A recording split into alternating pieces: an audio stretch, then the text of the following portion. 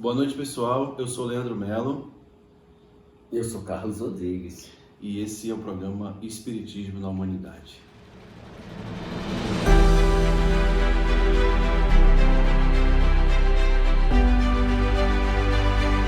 Iniciemos hoje, Leandro, nós vamos falar do contexto histórico. Sim, da Europa.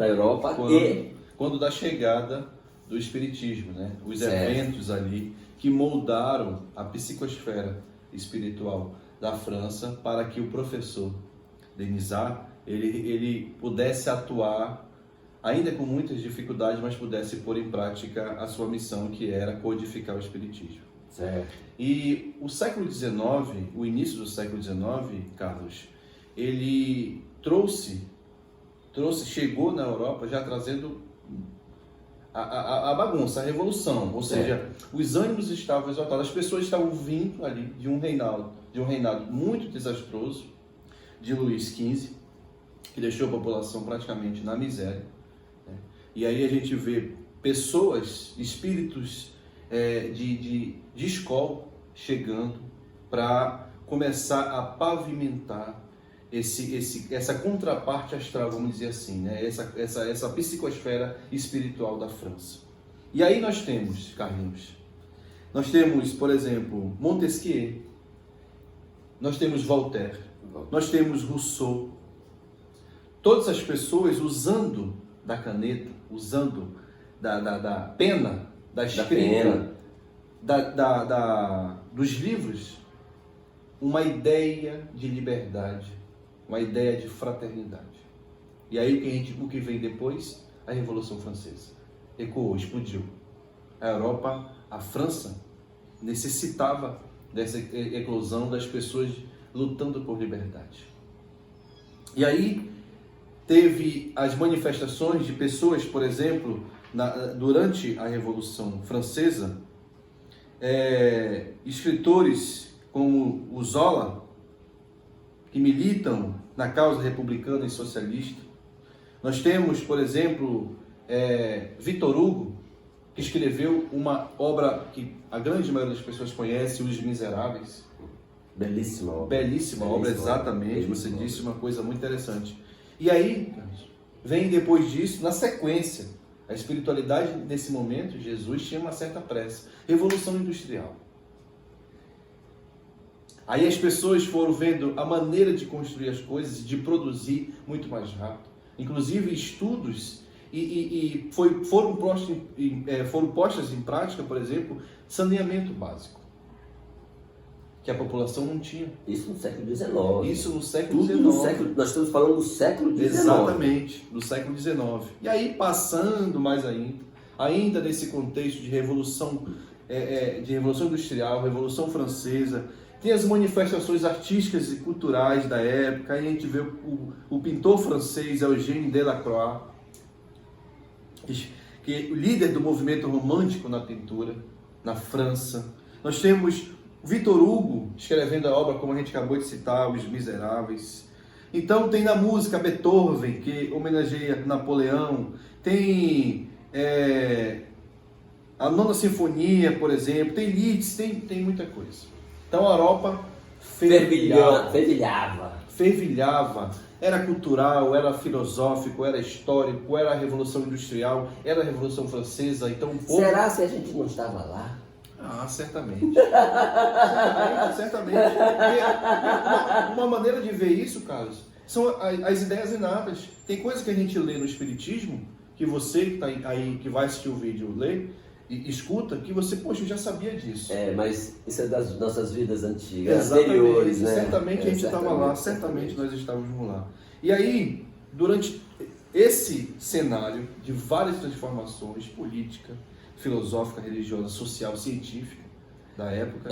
O grande contexto, foi uma grande tomada na Europa, esse processo revolucionário que tu vai tocar aí. Sim, aí, enquanto o povo francês, europeu, descobria essa ideia de liberdade, porque quando do reinado, basicamente a França era ainda muito rural.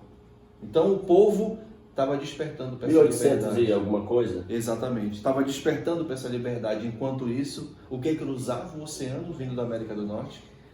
As manifestações mediúnicas. E aí nós vamos entrar em algo interessantíssimo, que são as mesas girantes, que o Carlos já estudou bastante sobre isso. Não é isso, Carlos? Na realidade, a gente está tocando isso, eu, Leandro, mostrando história para que a gente possa falar do contexto, e hoje nós vamos falar um pouco das mesas girantes, né? Esses fenômenos que vêm dos Estados Unidos, né? Ele vem à Europa, chega na França como fenômeno particular denominados psicocinéticos, né? E eles estudavam por que isso, né? Devido que vem de que forma? Aí eles falaram que eram dos espíritos. Sim. Claro, os espíritos desencarnados, né? Por que mesas girantes? Porque na época, logo no início, elas batiam, tocavam e chamavam de mesas girantes, chamavam de mesas dançantes.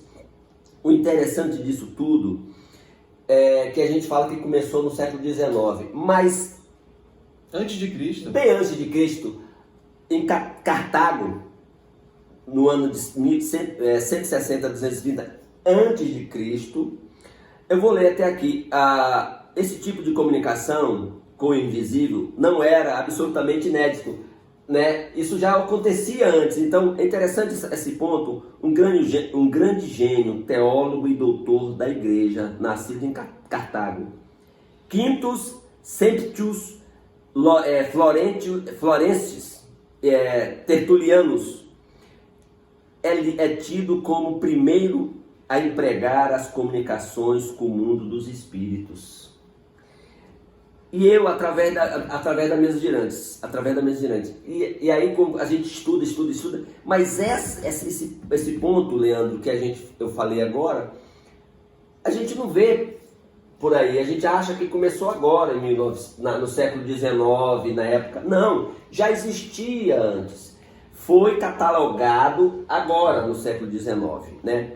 E aí a gente iniciando, falando da mesa das mesas girantes, tu falou do contexto histórico, você me falou de todos os que estavam na época, no início lá do século. Sim. Mas eu vou recordar rapidamente, antes de chegar lá da Europa, foi os juízes que participou lá ainda nos Estados Unidos, que eles enfatizaram, eles falaram assim, olha, o juiz John Edmund, o professor James, o sério professor Robert Hare, o sábio Robert Dale, e dentre outros, eles enfatizaram que era verdade isso, que foi na realidade acontecido. Eles provaram que existe esse mundo espiritual, né? Então, já trouxeram dos Estados Unidos nesse momento. Então, a Europa já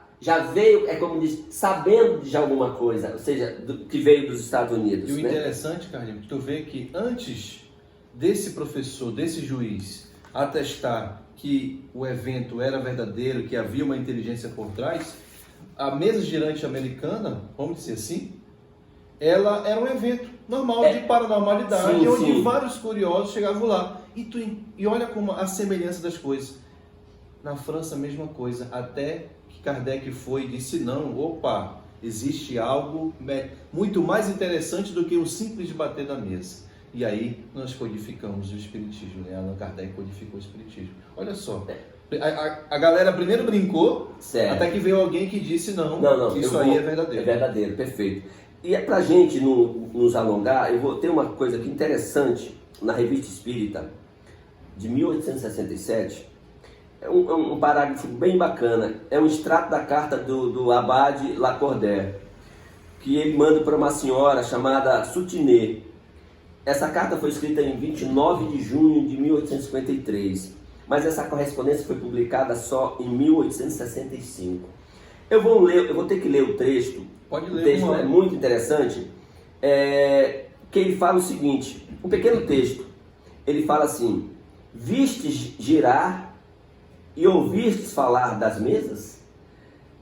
Desdenhei vê-las girar, como uma coisa muito simples. Mas ouvira fiz que eles falaram, que elas falassem. Elas me disseram coisas muito admiráveis sobre o passado e sobre o presente, por mais extraordinário que isso seja. É para o cristão que acredita nos espíritos, um fenômeno muito vulgar e muito nobre. Em todos os tempos houve modos mais ou menos bizarros para se comunicar com os espíritos.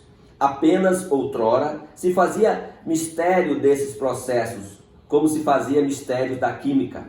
A justiça, por meio de execuções terríveis, enterrava essas estranhas práticas na sombra. Hoje, graças à liberdade dos cultos e da publicidade universal, o que era um segredo tomou-se uma fórmula popular. Talvez, também por essa divulgação, Deus queria harmonizar o desenvolvimento das forças espirituais ao desenvolvimento das forças materiais também, para que o homem não esqueça, em presença das maravilhas da mecânica, que há dois mundos inseridos um no outro, o mundo dos corpos e o mundo dos espíritos. Que lindo. Lindo.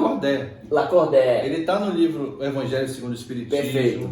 Participa de algumas questões do livro dos Espíritos. E o interessante disso, tem muita coisa, pessoal, que vocês podem ler sobre mesas girantes. Inclusive, eu aqui vou falar sobre um livro chamado No Invisível, de Leon Diniz. É um livro grosso, assim, mais ou menos assim, que conta em detalhes vários eventos que aconteceram na Europa com relação às mesas girantes. Mas aí, quando isso acabou, apenas uma informação para nós terminarmos. Quando acabou tudo isso, que as mesas pararam de girar e bater, de subir e de falar, Kardec pergunta no Livro dos Médiuns, se o objetivo é divulgar o Espiritismo, por que as mesas não continuam girando? E os Espíritos responderam, o soldado já está desperto, não é necessário mais tocar o tambor.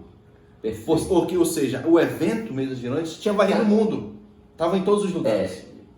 Ia começar um novo processo. É isso ia aí. Começar um novo amanhecer, ou seja, a doutrina espírita. Exatamente. Um processo. É isso. É isso, pessoal. Existe muita informação. Por favor, busque as informações para você que está estudando o Espiritismo, para você que vai fazer uma palestra. Tem muita informação. Porque a gente dá um breve relato. São 10, 15 páginas. Nós não podemos falar isso, então fica cansativo, né, mano? Exatamente. A gente tem que falar muito claramente, mas também tem que ser rápido, né? E vocês aí vão à busca. É isso mesmo. Então, muito obrigado, pessoal. Não esqueça de dar o like, marcar lá o sininho, se inscrever no canal. Eu sou Leandro Mello. E eu sou Carlos Rodrigues. E esse é o canal Espiritismo da Humanidade. Boa noite. Boa noite, pessoal.